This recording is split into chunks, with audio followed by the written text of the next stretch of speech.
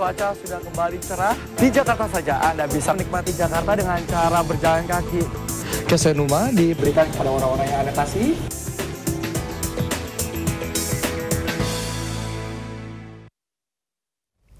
Pemirsa, kalau kita amati perilaku warga Jakarta seperti kita ya saat berjalan-jalan di trotoar hingga gedung perkantoran, ternyata banyak di antara kita yang mengenakan masker.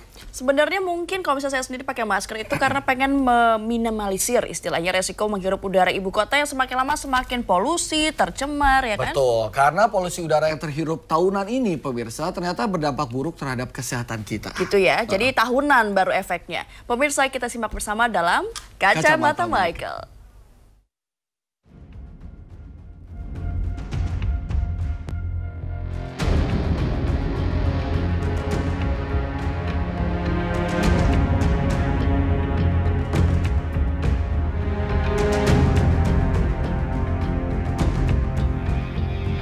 Pemirsa, apakah Anda menghirup udara segar di Jakarta?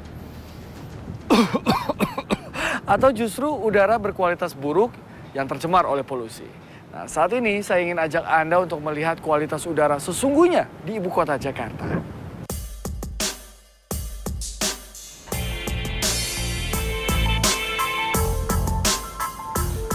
Berada di puncak gedung, ternyata kita bisa melihat segala sesuatu lebih jelas. Mulai dari bangunan tinggi ibu kota, hingga sirkulasi lalu lintas kendaraan. Sayangnya, polusi udara juga turut menyelimuti wilayah Jakarta. Bahkan dalam skala global, Jakarta adalah kota ketiga di dunia dengan tingkat polusi terburuk setelah Meksiko dan Thailand. Saya pun mencoba menyusuri beberapa titik di ibu kota. Memang tanpa kita sadari, partikel debu dan asap knalpot kendaraan sangat mengganggu pernafasan kita. Tak heran sebagian orang coba mengatasinya dengan menggunakan masker. Pak, ini kualitas udara yang kita hirup di Jakarta ini bagaimana sih? Buruk ya. Kalau ngeliat seperti ini pas lagi puasa aja sekarang jarang. Tapi kalau misalnya sudah daily rutin, udah normal, ini macet banget dan saya agak ngos-ngosan juga kalau jalan di sini. Kalau saya di rumah, tuh kadang kalau lagi bersihin semuanya tuh, coba dicek di hidung rata-rata kotor semua itu. Dan juga yang paling saya rasakan tuh, ada ya paru-paru itu ya. Jantung kita agak... Kita nafas juga nggak enak gitu, apalagi kalau yang punya penyakit kayak saya sinus gitu ya. Saya sering sesak nafas sekarang, kalau misalnya jalan agak jauh, udah mulai agak sering sesak gitu. Udah semakin nggak enak dihirup. Polusi dari kendaraan, polusi dari rokok juga. Lembab, kotor, bikin sesak napas. Kurang bagus sih, karena polusi udara di sini kan kotor ya. Kayak gini bisa kita lihat sendiri lingkungannya juga memang jauh kurang bersih. Tapi menurut Mbak dengan menggunakan masker lumayan efektif meminimalisir? Lumayan, sedikit membantu, walaupun nggak maksimal. Sebenarnya sih iya sih, agak mengganggu sih, napas gitu agak gitu. Rasanya sampai mungkin bisa diceritakan? Ya seperti apa gimana ya, kayak asma gitu sih pernah sih, batuk-batuk lah gitu, karena udara di Jakarta kan kurang mendukung juga sih. Sebetulnya kalau dilihat cuacanya sih udah jelek ya, karena banyak polusi dari mobil-mobil begitu, sebetulnya udah nggak sehat lagi sih. Buruk banget. Kenapa, Mbak?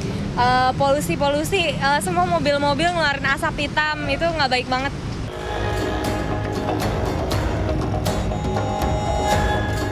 Tingkat kualitas udara Jakarta berdasarkan jumlah partikel debu selama tahun 2011 dan 2012 bisa dikatakan buruk.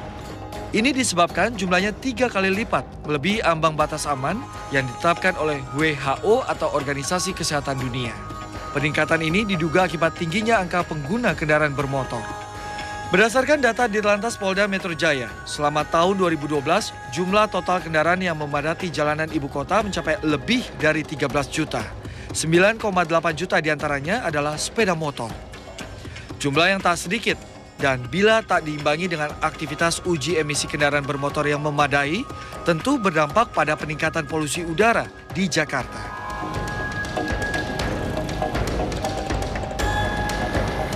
Polusi udara bertambah, lalu bagaimana dengan kesehatan tubuh kita? Jadi pengaruh sangat banyak pada dampak pada saluran napas, baik saluran napas atas maupun saluran napas bawah. Biasanya pada saluran napas atas tuh gejala paling utama adalah batuk-batuk ringan. Kemudian makin lama makin parah sampai terjadi sesak napas. Dampak yang paling buruk yaitu dia mengalami suatu gangguan napas. Itu kemudian bisa juga terjadi suatu kanker. Misalnya polusi udara yang begitu hebat, terdiri dari berbagai macam zat-zat yang ada di dalam udara itu, yang akhirnya akan bisa menyebabkan suatu kanker paru atau kanker pada hidung dan akhir pada kanker paru.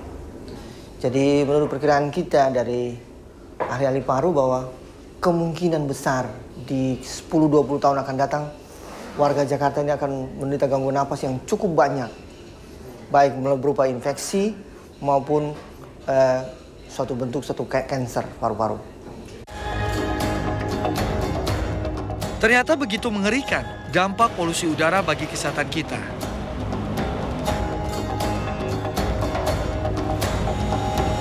Di Jakarta, bernafas pun beresiko terkena kanker. Pemirsa, saling tuding siapa yang salah atas buruknya kualitas udara yang kita hirup seakan tidak ada habisnya. Karena kita semua bertanggung jawab atas baik buruknya udara yang kita hirup. Meski bahaya polusi bisa kita minimalisir dengan cara menggunakan masker atau pembatasan penggunaan kendaraan, tapi itu semua tergantung kemauan kita, kemauan Anda, dan kemauan saya. Demikian Kacamata Michael untuk saat ini. Kita akan jumpa lagi dengan topik berbeda minggu depan. Jadi simak terus Kacamata Michael.